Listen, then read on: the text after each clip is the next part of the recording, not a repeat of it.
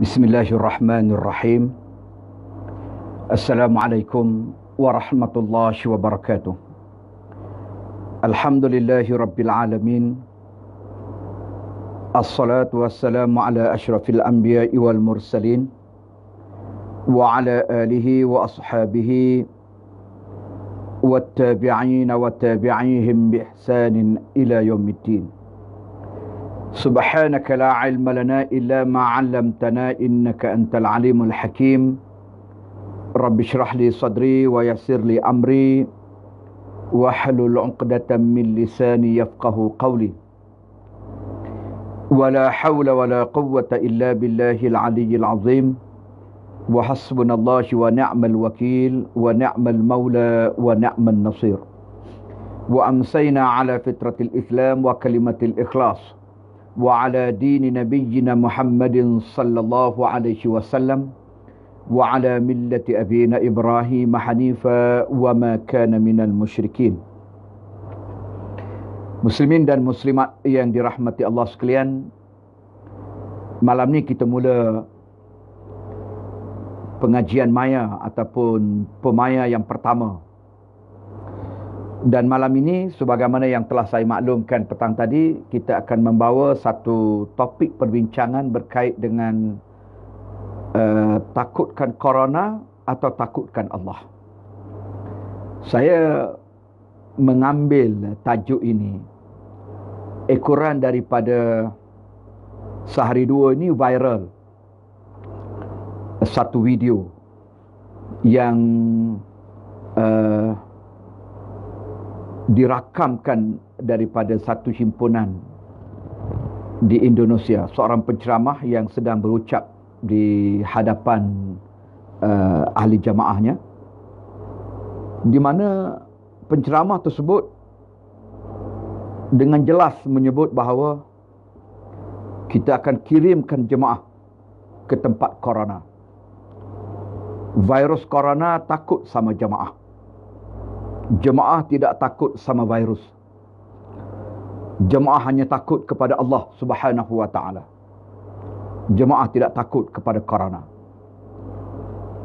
Ini antara perkataan yang diungkap oleh penceramah tersebut. Saya sendiri apabila dengar ataupun menonton klip video ni, saya memang agak terperanjat lah.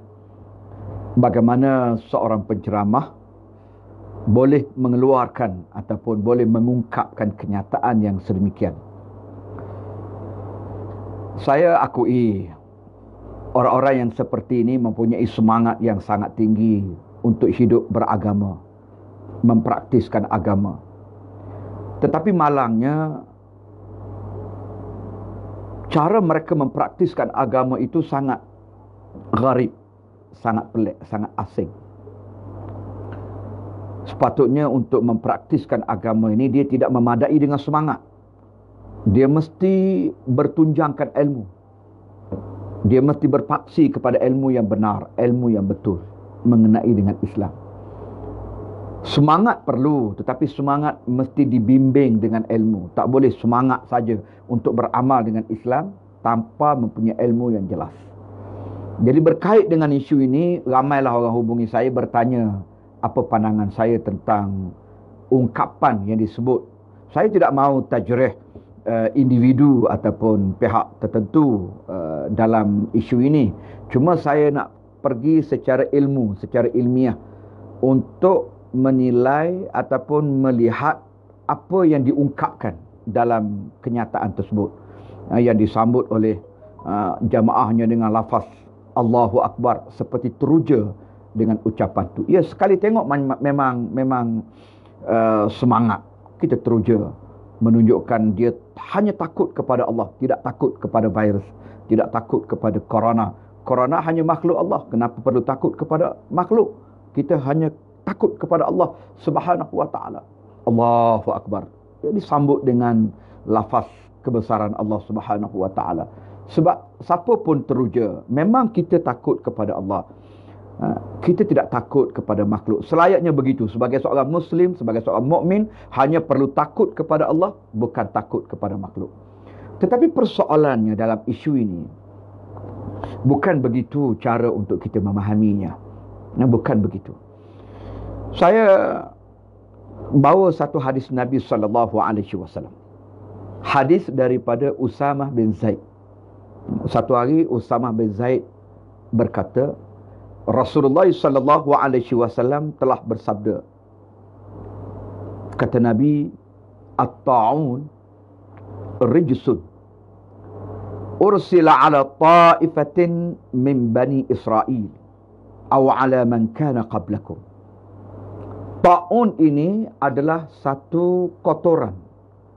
Setengah ulama menafsirkannya sebagai azaban, sebagai satu seksaan, sebagai satu azab yang diutuskan oleh Allah kepada satu kelompok di kalangan Bani Israel. Ataupun disebut dalam hadis ini ala man kana qablakum, ataupun diutuskan oleh Allah azab ini kepada orang yang sebelum daripada kamu, di zaman-zaman yang sebelum daripada ini. Ta'un. Ta'un itu ialah sejenis penyakit, wabak yang berjangkit, yang menular. Kata Nabi, fa idza sami'tum bihi bi ardin, apabila kamu dapat tahu, kamu dengar tentang menularnya wabak ta'un ini pada satu-satu wilayah, lalu kata Nabi, fala taqdamu alaih, kamu jangan pergi ke negeri itu, kamu jangan pergi ke wilayah itu, jangan pergi ke bumi itu, di mana bumi yang terdapat padanya wabak ta'un, ataupun yang sedang menular wabak ta'un. Fa idza waqa'a bi ardin wa antum biha, dan jika sekiranya penyakit ta'un itu berlaku pada satu-satu negeri, wa antum biha, sedangkan kamu berada pada negeri itu, fala takhruju firaran minhu, maka kata Nabi, kamu jangan keluar daripada negeri itu untuk lari daripada penyakit tersebut, tak boleh keluar. Jadi ini hadis yang diriwayatkan oleh Imam Bukhari. Dari bahasa kita sekarang ni dipanggil hadis ni hadis kuarantin. Hadis kuarantin. Maknanya orang daripada luar tak boleh masuk ke kawasan yang ada wabak. Orang yang berada dalam kawasan yang telah berlaku wabak tak boleh keluar daripada kawasan tersebut. Itu kuarantin. Baik, apa yang saya nak fokus dengan hadis ini ialah, jelas Nabi kata jangan pergi ke kawasan yang ada wabak ta'un. Kalau pada hari ini, dalam kes kita hari ini, COVID-19, satu penyakit, satu wabak yang berjangkit, yang menular. Jangan masuk kawasan itu. Jadi macam mana penceramah ni kata, di mana ada corona, kita kirimkan jemaah ke sana. Untuk apa? Untuk menempah maut, untuk mencari penyakit. Bukan begitu. Tak boleh kita buat ucapan ataupun kenyataan yang sedemikian. Dalam keadaan seluruh dunia mengambil sikap, termasuk para alim ulama, mengeluarkan fatwa supaya menghindarkan kawasan-kawasan berpenyakit ini, tiba-tiba dia boleh mengeluarkan kenyataan untuk menghantar jemaah pergi ke kawasan penyakit itu atas dasar kami tidak takutkan penyakit, kami tidak takutkan virus, kami hanya takutkan Allah. Salah. Cara pemahaman itu salah. Fikrah itu fikrah yang salah. Perbetulkan. Sebab itu adalah suatu yang sabit dengan nas, larangan Nabi kita Muhammad sallallahu alaihi wasallam. Kenapa kita nak pergi juga tempat yang ada virus? Kita nak tunjuk angkuh, kita nak tunjuk sombong, kita nak tunjuk kita hebat, nak melanggar apa yang telah dinaskan oleh Nabi sallallahu alaihi wasallam. Artinya kita telah melanggar syariat. Sebetulnya inilah orang yang tidak takut kepada Allah. Orang yang takut kepada Allah, dia patuh syariat. Orang yang takut kepada Allah, dia patuh apa yang dipesan oleh Nabi sallallahu alaihi wasallam. Jadi kalau kita langgar perintah Nabi sallallahu alaihi wasallam, artinya kita tak takut Allah. Jadi ini kontra dengan kedudukan kita sendiri. Jadi muslimin dan muslimat yang dirahmati Allah sekalian, apa yang saya nak sebut itu satu hadis Nabi sallallahu alaihi wasallam. Dalam Al-Quranil Karim pun ada disebut, dalam surah Al-Baqarah sebagai contoh. Allah sebut wala tulqu biaidikum ila tahlukah. Jangan kamu campakkan diri kamu, ataupun jangan kamu mendedahkan diri kamu dalam kebinasaan. Kita tahu dah itu adalah suatu kebinasaan, tiba-tiba kita meletakkan diri kita dalam kebinasaan. Jangan, itu larangan daripada Allah Subhanahu wa taala. Al-Imam Al-Baghawi dalam Ma'alim At-Tanzil, dia menyebut bahawa setiap perkara yang membawa kepada kebinasaan, sama ada dalam perkara agama, kebinasaan agama, ataupun dalam perkara dunia, kebinasaan dunia, maka dia tertakluk dengan ayat daripada surah Al-Baqarah ayat 195 ini. Wala tulqu biaidikum ila tahlukah. Jangan kita sengaja mencampakkan diri untuk hadir ke kawasan-kawasan yang dijangkiti yang membawa kepada kebinasaan, yang meragut nyawa dan sebagainya. Ini larangan daripada Allah Subhanahu wa taala. Demikian juga dengan satu firman Allah dalam surah An-Nisa, dalam surah An-Nisa ayat 29, di mana Allah sebut wala taqtulu anfusakum. Wala taqtulu anfusakum. Jangan kamu membunuh jiwa-jiwa kamu. Jadi para alim ulama, antaranya Al-Jassas dalam ahkam Al-Quran, dia sebut bahawa ini adalah termasuk dalam membunuh orang lain ataupun membunuh diri sendiri. Ayat ni maknanya kita tahu satu kawasan itu berisiko yang boleh meragut nyawa dengan penyakit ataupun dengan wabak yang sedang menular. Tetapi sengaja kita pergi, maka dia akan menyebabkan kita sengaja meletakkan diri kita dalam kancah kebinasaan. Dalam bahasa lain, bunuh diri. Kalau kita tak tahu, kita tak sengaja, tiba-tiba kita dijangkiti itu, ala ma qadarallah lah.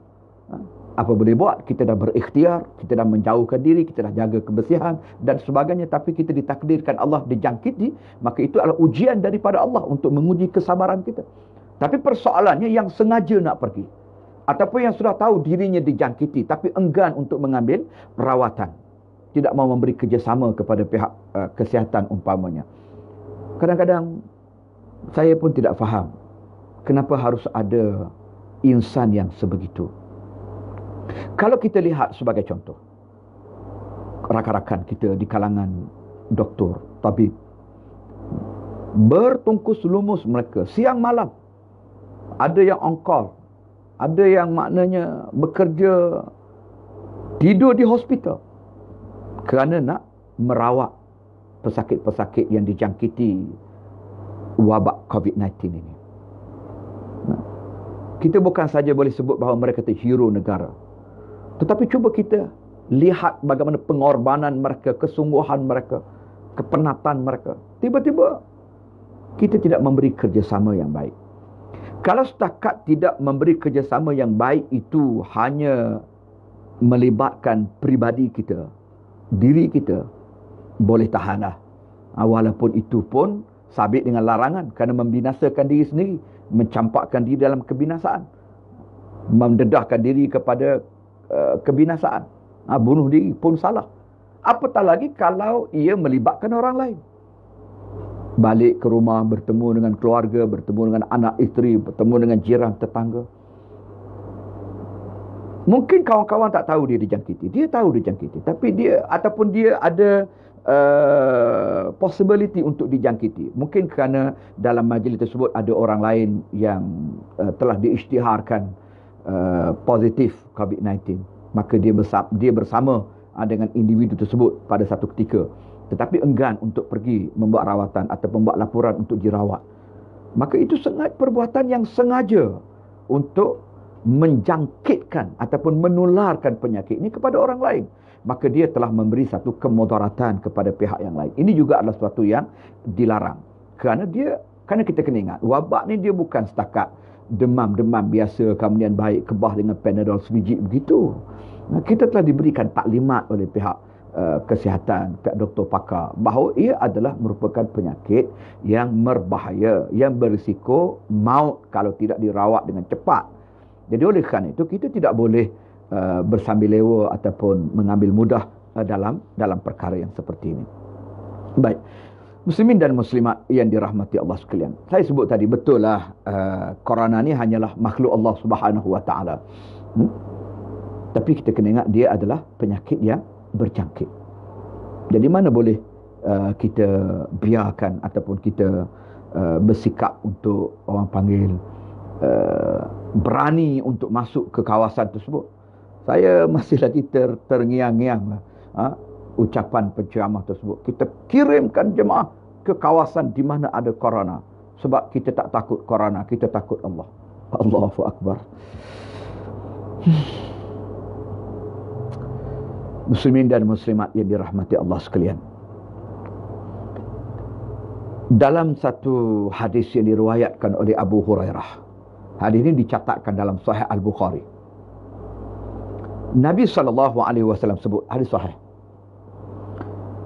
Wa firra minal majzum kama tafirru minal asad. Kata Nabi, larilah kamu daripada penyakit yang berjangkit sebagaimana kamu lari daripada seekor singa. Nabi suruh lari, kita nak pergi. Allahu Akbar. Siapa kita? Wali keberapa kita ni? Wali Songo. Yang suruh lari ni Nabi. Nabi utusan Allah. Wahyu diturunkan oleh Allah kepadanya. Nabi kata, larilah kamu. Wa firra minal majzum.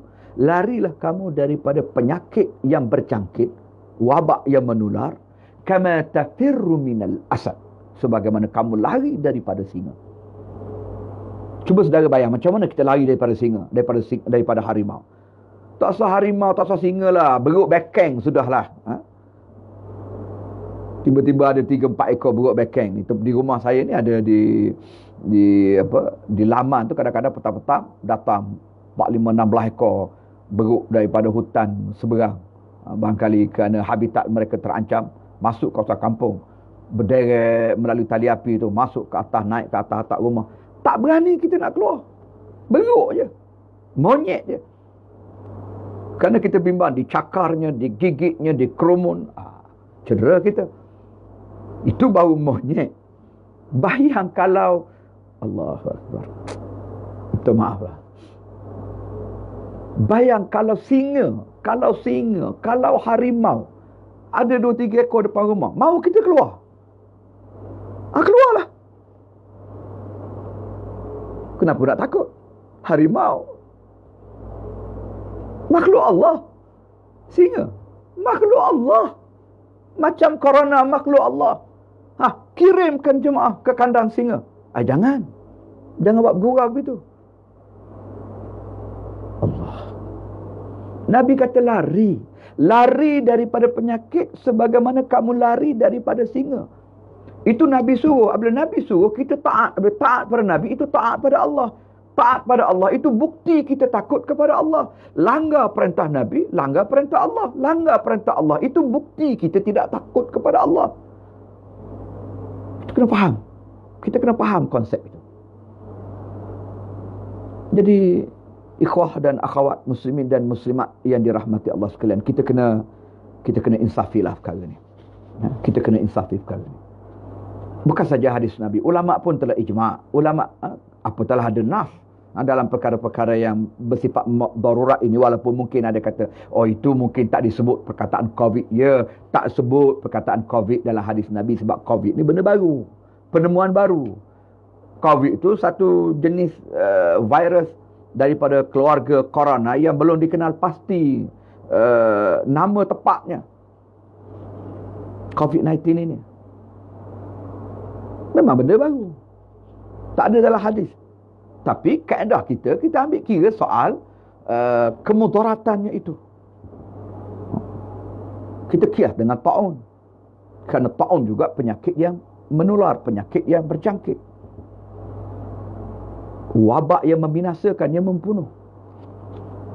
Jadi ulama ambil kira perkara ni. Lepas tu ijma' ulama dalam perkara menghilangkan mudarat. Sebagai contoh, satu kaedah fiqh, ad-darar yuzal, kemudaratan mesti dihilangkan. Ini ijma' ulama. Tak boleh kita biarkan kemudaratan itu. Mesti kemudaratan itu dihapuskan, dihilangkan. Bagaimana kaedah nak menghilangkan mudarat dalam kes kita hari ini COVID-19? Itu kita serah kepada orang yang memegang urusan negara, yang memegang urusan rakyat. Sebab dia bukan masalah individu, dia bukan masalah keluarga, dia masalah negara sekarang. Terserah. Sebagaimana yang diajar oleh Allah dalam Al-Quranil Karim, dalam surah An-Nisa ayat 83. Allah sebut, wa idza ja'ahum amrun, apabila datang kepada mereka satu perkara, minal amni wal khauf adza'u bihi, apabila datang kepada mereka satu perkara yang berkait dengan perkara keamanan ataupun perkara kemudaratan, yang menimbulkan rasa aman ataupun menimbulkan rasa takut, adza'u bihi, lalu mereka cepat-cepat menghebahkan berita tersebut. Kata Allah, walau radduhu ila rasul wa ila ulil amri minhum, kalaulah ataupun jikalau, padahal kalaulah mereka itu menyerahkan urusan ini kepada rasul, kepada ulil amri, kepada orang yang memegang urusan mereka, iaitu ketua negara yang berkuasa, dengan tidak cepat-cepat menghebahkan berita mengenai dengan hal keamanan ke, ataupun hal ketakutan, hal kemudaratan ke. Jangan cepat-cepat nak hebah, sikit-sikit nak hebah, sikit-sikit nak hebah. Macam hari ni lah, sikit-sikit nak viral, sikit-sikit nak viral, berita entah betul entah tidak, terus viral. Kita pula copy and paste, kita pula ambil rojokan kita CMP, copy and paste, sumber kita grup sebelah, tak tahu daripada mana, sebelah mana entah grup tu, wallahualam. Kita tanya mana sumber, mana rojokan, grup sebelah, rawahu grup sebelah. Kalau main rawahu grup sebelah lagi tu, beratlah kita punya berita, tak ada dia punya standard yang betul, yang tepat untuk kita pegang. Jangan, sebelum kita nak hantar suatu maklumat, berita, nak sebar maklumat, jelaskan dulu, betulkan, betul duduk berita tu benar ataupun tidak, tabayun dulu. Ini Allah sebut, apabila datang kepada mereka satu berita berkenaan dengan keamanan ataupun ketakutan, mereka terus sebar cepat-cepat. Padahal kata Allah, kalaulah mereka serahkan kepada Rasul dan juga kepada ulil amri yang berkuasa di kalangan mereka, la'alimahu allazina yastambitunahu minhum, nescaya tentulah hal itu dapat diketahui oleh orang-orang yang layak untuk membuat keputusan mengenainya di kalangan mereka. Jadi orang-orang yang berautoriti boleh ambil maklumat itu ataupun perkara itu untuk bertindak. Ini tidak disebarkan kemudian menimbulkan panik. Kalau berita mengenai dengan keamanan, boleh tahan. Kalau berita mengenai dengan kemudaratan, menimbulkan ketakutan di kalangan rakyat, di kalangan masyarakat, rakyat jadi panik dengan berita-berita yang tidak sahih. Orang kita suka buat begitu, suka sebar benda-benda begitu. Jadi akhirnya Allah ajar pada kita, Allah ajar pada kita supaya tidak berlaku begitu. Kita serahkan kepada orang yang bertanggungjawab untuk membuat keputusan. Jadi dalam kes ini ulil amri, kita serah kepada ulil amri, dan apabila pihak kerajaan bertindak, mereka buat keputusan, maka kita akur dan kita dengar, kita patuh arahan tata cara yang dibuat, kerana mereka mendapat bimbingan ataupun nasihat daripada pakar dalam perkara-perkara yang sedemikian. Jadi ini yang kita nak kena faham. Dan akhir sekali, muslimin dan muslimat, ikhwah dan akhwat yang dirahmati Allah sekalian, saya ada perasan ada orang sebar satu hadis. Dia kata hadis lah. Saya duk cek, ini bukan hadis Nabi. Hati-hati tu, jangan sampai kita sebar hadis palsu. Apabila timbul fatwa mengatakan kena sembahyang di rumah, apabila azan pun sebut sallu fi buyutikum, tidak lagi hayya 'alas salah, ganti dengan sallu fi buyutikum, sembahyanglah olehmu di rumah-rumah kamu. Ada orang tu dia rasa kecewa. Dia kata ini baru datang satu penyakit, kita sudah jadi panik. Dia kata habis dikosongkan masjid, ditinggalkan masjid, apa dah jadi dengan umat akhir zaman. Alhamdulillah, semangat dia nak jaga masjid, nak mengimarahkan masjid tu sangat baik, sangat baik. Tapi cara tak betul, kaedah tak kena. Jangan-jangan waktu tak ada virus, tak datang pun masjid. Bila ada virus, ada fatwa mengatakan jangan pergi ke masjid, oh dia kalut, kenapa tak pergi ke masjid. Sebar satu hadis, kononnya, kanu iza farahu min syai' atul masjidah. Mereka itu apabila maknanya terdedah kepada suatu ketakutan, ataupun dikerumuni ataupun dilingkungi dengan rasa kebimbangan dan ketakutan dengan sebab penyakit dan sebagainya, atul masjid, mereka datang beramai-ramai ke masjid. Jadi dia kata hadis ni adalah bercanggah dengan fatwa yang ada. Tak betul mengosongkan masjid, kena pergi ke masjid. Ni hadis Nabi. Saudara, ini bukan hadis Nabi. Kalau mengikut Al-Imam Al-Baihaqi dalam Syu'abul Iman, dia kata ini kata-kata ulama. Dan saya duduk perhati, tengok cek pun, mungkin ada yang sandar kepada Imam Sya'bi. Ia mengatakan ucapan ini, ungkapan ini. Dia bukan hadis Nabi.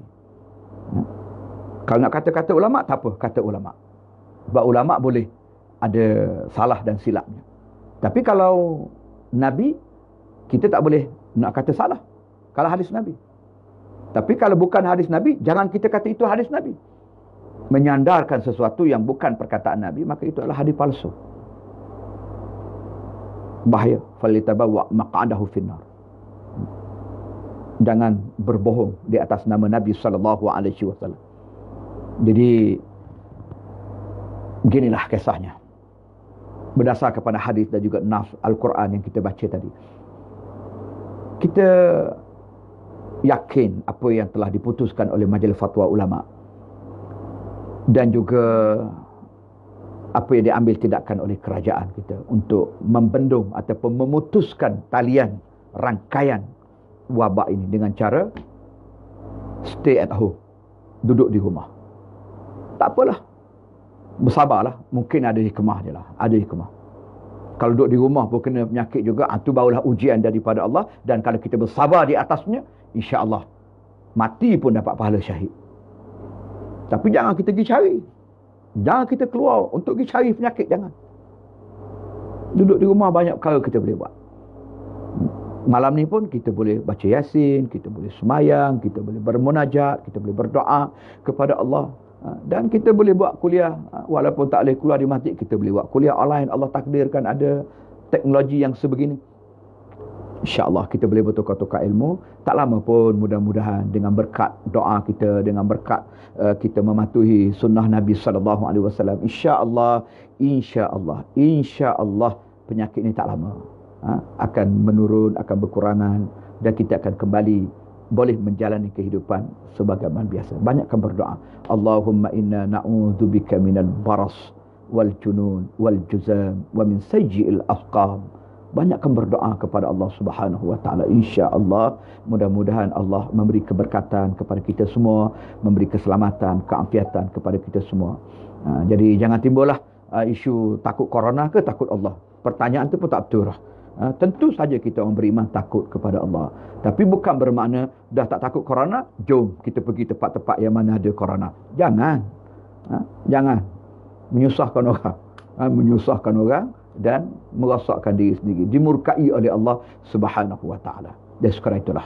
Saya minta maaf banyak-banyak kalau apa yang saya sebut ini ada yang tersinggung, ada yang terasa hati. Saya bukan nak condemn siapa-siapa, tapi saya nak membetulkan cara kefahaman. Dan kalau saya ada salah silap, boleh tegur dan juga boleh perbetulkan saya, insya-Allah. Saya minta maaf banyak-banyak. Mudah-mudahan kita dapat meluruskan cara kita memahami agama kita, insya-Allah. Wallahu alam, aqulu qawli hadza wa astaghfirullahal azim li wa lakum wa lisairil muslimina wal muslimat innahu fal ghafurur rahim. Assalamualaikum warahmatullahi wabarakatuh.